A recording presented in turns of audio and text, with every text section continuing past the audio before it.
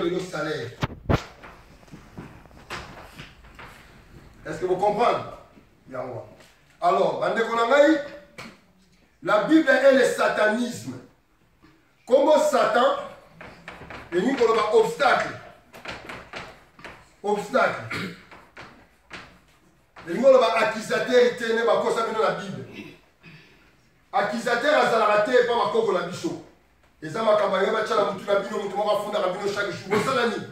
Il y a un zam, mais fallait ça la bino, il y a été le au film. Zam, moi, ça, au musicien, il y a été le lobby au geno, il va la femme pris. Soit ils vont y aller, il fallait déranger. Quoi, il y a ça là qui? Ça, c'est la formatation et ma chrétien. On va dire qu'on va noir, bané, la bané. Satan, on va obstacle. Obstacle est que vous avez l'occupé à la vie. Et comme le père Mikakata, pour battre un dimanche dans le balade. Obstacle est que vous avez paresse dans la vie.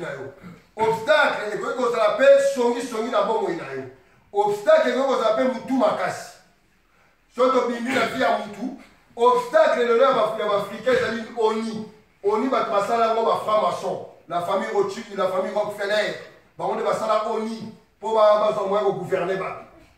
Bon, moi, la raté, les Américains, ONU, c'est les États-Unis. Les États-Unis, ils ont les bras de Gédéon. Si ils ont une nation, ils utilisent les États-Unis.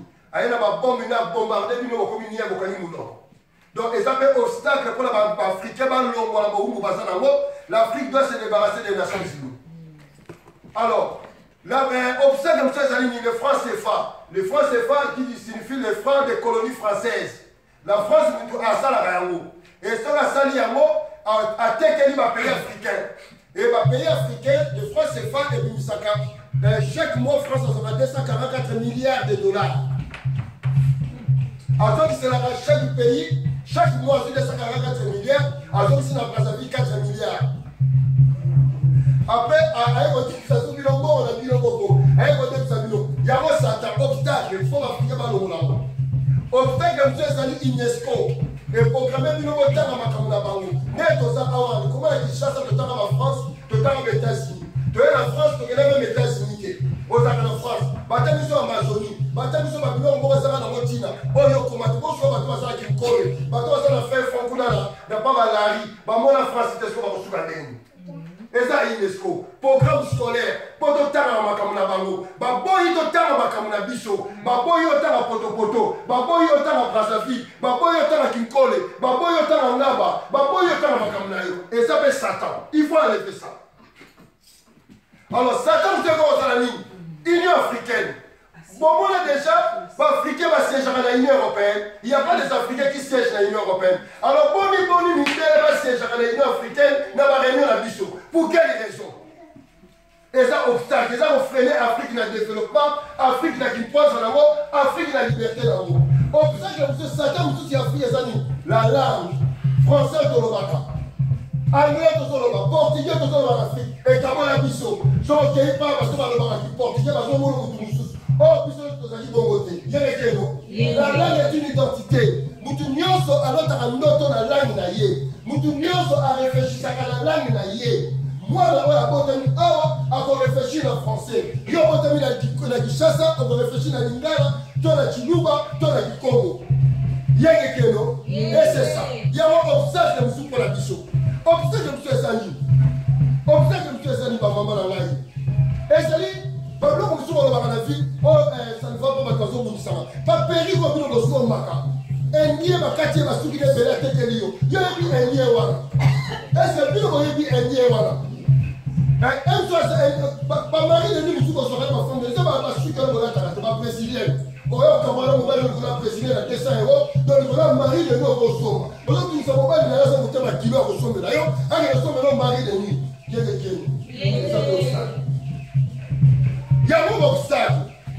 Vous devez vous débarrasser de l'obstacle. Il y a un Satan. Satan, on a l'idée à Moutoumoko, n'a séqué non. Et ça, mine de la salle, Satan va représenter Moutoumouinou. Et puis, ma fille, ça me va dire Moundele. Alors, il y a un moment là, travail au noir, ma famille c'est ça au noir, tout ce qui est noir, les hommes à et quand on a mis la bichon, et voire même, la Bible aussi, et ça dit Satan qui empêche les gens pour acquérir la vie. La Bible et les satanistes. La Bible et les satanistes, c'est thème à l'éloigner. La Bible et les Satan, qui est venu uniquement pour empêcher l'homme noir dans la Bible. Dans la Bible, nous avons deux volets de la Bible. Premier volet, c'est l'historicité de la Bible. Adam, tu n'as jamais compris. Comment Adam est la terre rouge? Comment on a fait Eve à la terre? Quand on a vu sur le mythe, on a vu sur la Congo, on a vu sur la Pandu, on a vu sur la alors, quand on a monté comme les amis Abraham, quand on a monté comme les amis Jacob, quand on a monté comme les amis Moïse, quand on a monté comme on a eu Ezalaki, oh Boaz, oh Rite, oh Bissoba d'Abraham, oh Bissoba descendant d'Abraham, Bazalaki.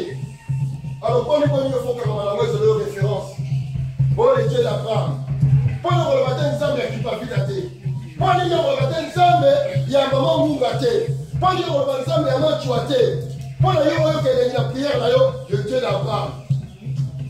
Aujourd'hui, c'est un zambie qui va porter. Nous avons fait ça à Sarah. Est-ce que quand on a Sarah, est-ce que nous avons fait Sarah? Et ça y a yoté. Le fait au quotidien, on a tout. Au fond, ici, on a tout. Et comme Satan, il y a liberté là. Et ça nous va pécher. Notre nous, on a la vie là, on a Abraham.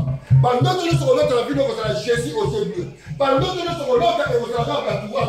Parce que par contre, la circonstance de ma famille, au créer les grégores, pour nos femmes, il y a un pasteur sur l'autre Jésus à mon Dieu. Tout le monde a l'autre Jésus à mon Dieu. Même dans ma vision, il n'y a aucun pasteur à toi Jésus à mon Dieu. Là, c'est pour la route, là, c'est ça, Jésus au Manaka. La Bible est bien. Tu commences à dire Jésus à mon Dieu. Pour dire Hollywood, Hollywood est un satire africain. Hollywood est un satire africain. Pour que la garde du la fin de l'Empire américain. Parce qu'on prédit fin des États-Unis et le nouvel ordre mondial. Oh, maman, il m'a dit, ma piste, n'a pas d'autre la bino. Et d'ailleurs, parce que le prochain moment, il faut un ministère Jésus Nicolo qui m'a foucamélié, maman m'a foucamélié, maman voilà. Qui m'a dit, maman, vous savez beaucoup. Prochain, maman va faire la NASA. Tant que vous avez la Cameroun, nous avons ici Jésus. Les gens ont un NASA. Tant que vous avez la Kivu, on va ange ma Bible les gens essaient un NASA. À ça, on va essayer dans la satellite, ma projection, ma petite image, maman au moni. Pour la Cameroun, les gens ont le pour les anges, on va mindele. Pour les anges, on va bimate. Ba misaka mindele ngala boy yango. Na été ngo na pasteur, yebta Jésus na yo. Soki aboya na Palestine, moi je ne viendrai pas dans mon billet, dans mon hôtel na Congo na boke makolo. Donc na boya na ngai té. Et ça Satan qui vous empêche à se développer. Il n'y a rien au Bible sur la carte de la Bible. Que personne ne vous trompe. Que l'histoire de sur la Bible. Parce que là où il y a Bible, c'est faux. Il n'y a pas chez nous.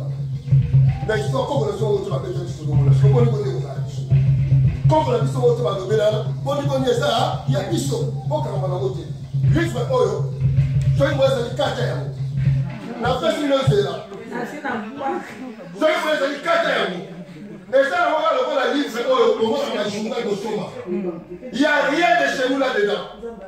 Et ça, pas matin, vous aurez votre propre livre sacré.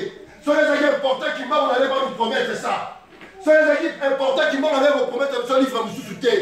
Mais dès lors qu'ils m'ont allé vous reçoit livre à la biso, cela veut dire oh, on n'a pas besoin. Les gens il y a Satan, il y a Satan. Na recommandé bino qui n'ont qu'à yango. Voici là on a dit ça pour maman Bouba, va que la Bouba. Donc bon, toi qu'est-ce que tu as mis balé pour mon monde comment va cause ça vino. Et c'est que vous voyez la même chose dans la Bible et dans la Coran. Moutoumou le rose à la musulmane. Moutoumou le rose à la chrétienté. Bamindel tango bayaka bakuta bamuta mais bakuta ba musulmane bakuta ba chrétienté. Ba to comment par film. Bazu ba papa la biso ba torturer bamo et nos parents étaient dans l'obligation ba koya makamwa. Alors on a fait ça mieux que ce qu'on comprendre. Sauf que l'islam a la Mahomet. Le même Mahomet, il y a Jésus pas chrétien. Le même, pas juif, pas Moïse. Il y a le même Jésus et pas juif. Ma franc-maçon, c'est Ira ma bif. Il y a Azali Moutoyo, Azali franc-maçonnerie. Quand on vous dit le temple de Salomon n'a jamais existé. Le temple de Salomon, le temple Nicolas enseignement. Le temple Nicolas enseignement. Lorsque Jésus dit, je détruis ce temple pour la bâtir en 3 jours, l'enseignement. Yassika Omana introduire le mot temple Nicolas enseignement. Il y a un mot comme Oyo. Babi loge, écoutez dans la tête logia. Alors, Yahweh est produit logos. Logos c'est ma doctrine. Logos c'est mon enseignement. Yahweh logos ça veut les verbes. Quand vous êtes dans l'évangile Saint-Jean, au commencement était la parole, la vraie traduction c'est au commencement était les verbes, au commencement était logos. Est-ce que vous comprenez? Alors, maintenant, on a mis tout là. Or, le même évangile Saint-Jean, va prêter un serment à la franc-maçonnerie. Va prêter un serment à la franc-maçonnerie. Quand on dit que vous prêtez serment à la franc-maçonnerie, va prêter un mot, dans deux collants à la franc-maçonnerie, va faire Jacqueline Naboaz. Vous avez ma référence à la Bible. Vous avez ma référence à la Bible. 2 Chroniques chapitre 3, verset 17. 2 Chroniques chapitre 3, verset 17. Dans 1 Roi chapitre 5, verset 13 à 14. Or, dans la franc-maçonnerie, dans le premier degré, ma père a votre premier degré apprenti. Alors, si vous avez dans 1 Roi chapitre 7, verset 13 à 14, vous avez Hiram Abif, tant où Azali construit le temple. Bato misala o ba apprenti ba manœuvre ba ndeko vanda libanda ya temple pour son salaire na bango. Or la franc-maçonnerie premier décret ba benga bango ba apprenti. Alors maintenant ceux qui vont cueillir les sous dans 2 Chroniques chapitre 3 verset 17 bon mon dépasse il y a franc-maçonnerie il y a premier décret la deuxième décret zali Boaz dans Jacqueline. Or, Boaz, les amis, comment il y a Mobali, il y a Ruth, vous devez Ruth, la Moabite. Quand il y a David, il y a pas David, il y a David. Quand il y a David, moi, je passe la franc-maçonnerie dans le deuxième décret. Alors, je vais vous dire, intérêt la bino, les amis, les amis. Intérêt la bino, les amis. D'ailleurs, si vous regardez la Genèse, chapitre 46, verset 10, au moment où moi, la Siméon, Siméon, ça dit moi, la Jacob. Moi, je vais suivre comme on a Jacqueline. Jacqueline a eu mot de base, il y a franc-maçonnerie dans la première décret. C'est intérêt des amis. Il y a bicho, il y a bicho. Alors, si vous avez les lots, comment ceux qui ont la livre et un nombre, on a un peu rapide. Pour vous comprendre les lots. D'ailleurs, même si vous avez la troisième décret à franc-maçonnerie, comme au Duval Cayen. Toubal Kaye, c'est moi la Kaye.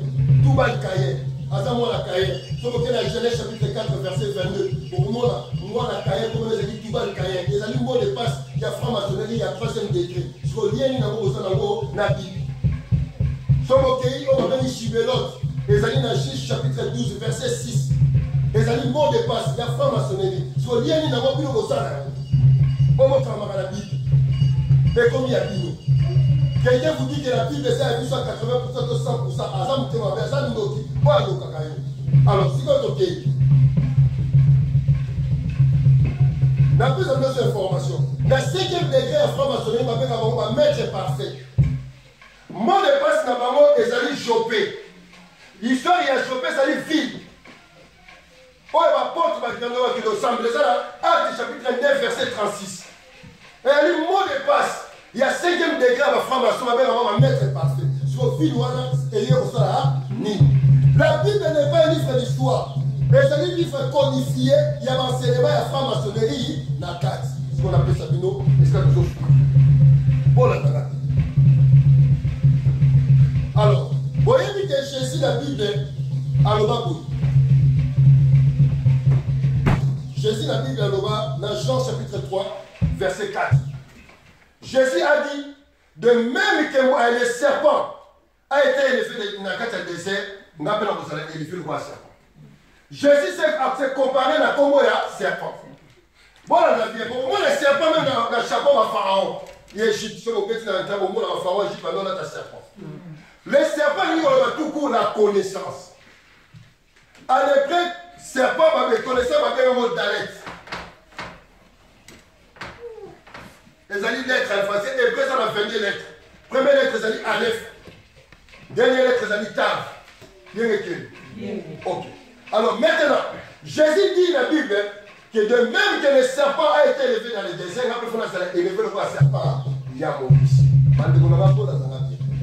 Or, les serpents, nous avons la connaissance. Les serpents de Moïse, c'était le serpent, il y a arrêt. Arrêt, nous avons la moto. Ok.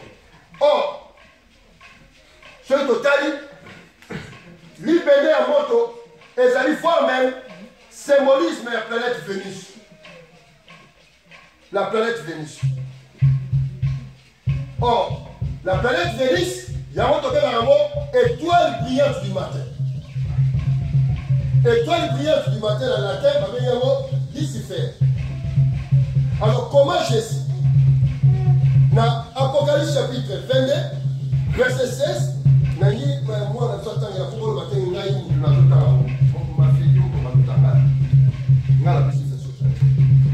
Apocalypse chapitre 22, verset 16. Et ça, je Apocalypse, c'est ça, c'est ça.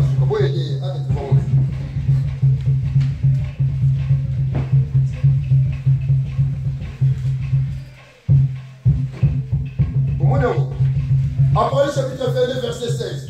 Apocalypse vers la fin. Quel est mon temps, maman? Quel est maman? Quel est maman? Moi, Jésus, j'ai envoyé mon ange pour révéler tout cela dans les églises. Je suis le descendant de la famille de David. Je suis le descendant de la famille de David. Nani Kokoya? David. L'étoile brillante du matin. Nani Kokoya David, Nani étoile brillante du matin. Nani Kokoya David, Nani Lucifer.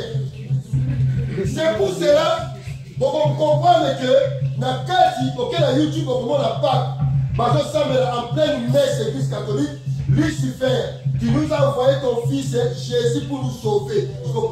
Au dernier moment, on parle par le fils charisme, Philidei.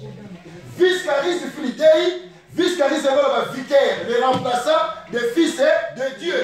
Raison pour laquelle le pape a changé la Bible, a changé prière à notre Père, le 3 décembre 2017. Les chrétiens ont passé la manif. Puis on va la Bible qui va nous alors le pape a changé la Bible. Parce que le pape a dit Jésus pour la Bible à quoi Jésus la Bible pour la demandé pour l'anda, il y a un Rome. Ceux qui ont la personne, quand tu es dans Rome, il y a un moi j'ai remplacé les Jésus de la Bible. Je vais vous dire à Jésus en haut. Maman, tu dis combien de temps avec toi chrétien? On l'a dit, c'est ça. Tant que le pasteur a fini en pape, il a fini à Yomoko. Tant que le pasteur a fini à franc-maçon, il a fini à Yomoko. Tant que le musulman a fini en pape, il a fini à Yomoko. Voilà, on va faire un mot.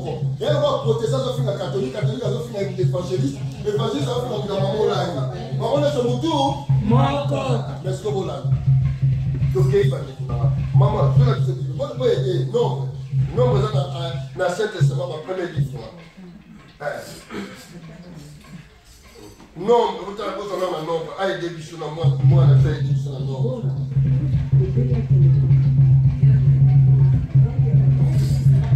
Non. Comment dire non. Le serpent de Moïse, maman, tu dis là, tu seras pour moi l'attendre. Pour maman, tu t'attends avec des macaches. Non, maman, tu t'attends avec des macaches. Au moment où le serpent de Moïse, tu peux savoir ça. Le serpent de Moïse, comment dire il y a un serpent venu. Il y a un temps le serpent venu, il y a un temps il a dit. Et je vais dans le sous de la Wana. Bon, tout à l'heure. Et calmez-vous. Calmez-vous. Les Israélites quittèrent la montagne dehors et prirent la direction de la mer des roseaux afin de contourner le pays d'Adom. Mais en cours de route, le peuple perdit patience. Les gens se mirent à critiquer Dieu et Moïse. Pourquoi avez-vous fait quitter l'Égypte, disait-il, pour nous faire mourir dans le désert? Il n'y a ici ni pain ni eau. Nous sommes dégoûtés de la malle, cette nourriture de misère. Alors le Seigneur envoya contre eux des serpents venimeux. Votre sécurité, nous avons tellement à qui n'est pas mieux que ma soie dans l'eau. Quel vraiment? Nous avons tellement comment un Dieu méchant modèle à bon, un Dieu qui s'est qui signe, tout comme ça. mordirent un grand nombre d'Israélites. Donc, ensuite, Les qui en moururent, le reste des peuples de Moïse, pour lui dire, nous avons péché en vous critiquant le Seigneur et toi. Supplie donc le Seigneur d'éloigner ces serpents de nous. Alors oui, Moïse pose l'ensemble, assis-toi. Alors, mais là, au moment où on continue, au moment où on a la continuité, il y a l'hiver, non, bon, on a maman, on a s'il vous plaît. Bon, au moment où on a la continuité, il y a Moïse a dit la serpent est mort à Tombolaki. Ceux qui ont dit serpent, on a au biki. Babi serpent mort, on a yamon de Jésus, on a un serpent, il y a mort. Il y a un les serpentaires. Au moment où il y a un astrologie, s'il se dit qu'on va avoir les serpentaires, le 13e signe zodiaque. Ce que vous l'avez. Vraiment, je demande la bande de robotique à Maman Jésus, vous avez la bateau, la bande de souffrir mine. Voilà, dans l'astrologie, on a 12 signes et tant qu'on a. Dans la vie, on a 13e signe, donc on a le soleil à 4. On a éliminé le zodiaque. Ce soleil, on a les serpentaires, oyoyo. Moïse a tombé la kilikolo, et puis les mêmes serpentaires, oh Jésus a dit dans Jean chapitre 3, je suis les serpents, oh Moïse a tombé la kilikolo. Alors maintenant, au monde, ma fille, je vois Jean chapitre 8. Bah, juif va tenir Abraham, va tenir Jésus. Calme-toi. Bah, juif va tenir Jésus. Bah, comment yo, on va dire avant Abraham. Alors, avant qu'Abraham soit, moi je suis. Bah, comment on dit? Jean chapitre 8, verset 50 à 58. Avant qu'Abraham soit, moi je suis. La française va chambre. Avant qu'Abraham soit, moi je m'appelle je suis. Oh, je suis, dans l'hébreu, nous on va les tétragrammes. Yahweh Shofar. C'est la même divinité. Oh yo yo. Jean chapitre 8. Jean chapitre 8. Fais ça la fête à nous. Ils allaient ça nous. Pour moi, là, ça ils ont la théo, non.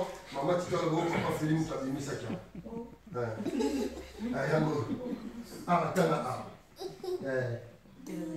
58. Jean chapitre 8, verset 58. Donc, alors, avant que moi je suis. Jésus leur répondit, oui, je vous le déclare, c'est la vérité. Avant qu'Abraham soit né, je suis. Avant qu'Abraham soit né, Yahweh. Avant qu'Abraham soit né, Yahweh. Moi, Jova. Moi, les tétragrammes. Oh, les tétragrammes, c'est le nom de la divinité formée de la franc-maçonnerie.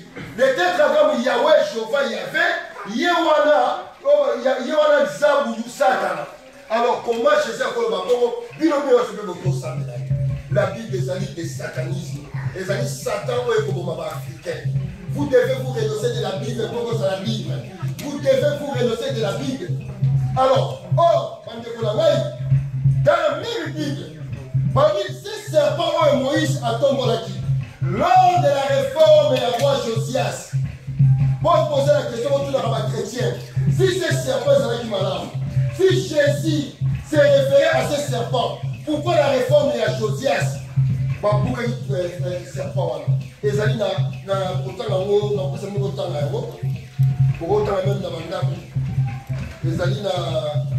2 rois chapitre 18, verset 1 à 4, pour le moment, la réforme du roi Josias.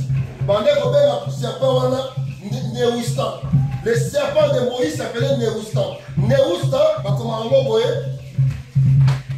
Néoustan, a dit Dieu serpent. Dieu serpent. Donc Jésus s'appelle Dieu serpent, Néoustan dans l'Ancien Testament. Il y a un moment dans 2 rois chapitre 18, verset 1 à 5, dans la réforme et à roi Josias, pourquoi dit serpent? Pourquoi Josias qui était israélien, en moment qui hôtel et à divinité, Moïse a tombé dans le désert. Jésus a se comparé par là.